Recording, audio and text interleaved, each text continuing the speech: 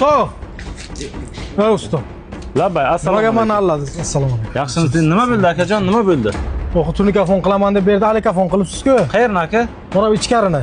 Aka. Men tunikafonga pulim yetadi, bu alikafonga pulim yetmaydi. Akajon, keling, men sizga hammasini tushuntiraman.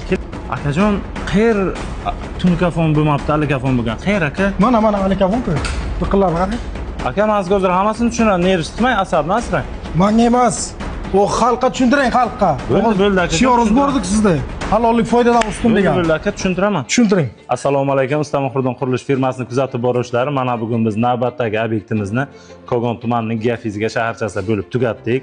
Mazkur obyektimiz mana shu darvozaxonamizni ichki qismini hozir kecha kunduzdagi talablarga binoan zamonaviy high-tech fason tunikafon mahsulotlari bilan qilib tugatdik. Ko'pchilik odamlar buni o'ylaydiki, qimmat alikafon, bu juda qimmat to'g'ri kelmaydi deb o'ylaydi, lekin bu alikafon emas, tunikafondan qilingan ishlarimiz. Hozirgi endi zamon talabidan kelib chiqqan holda shunaqa ishlarni ham yo'lga qo'ydik. Mana shu video davomida bizani qilgan ishlarimizni ko'rib borishingiz mumkin. Marhamat.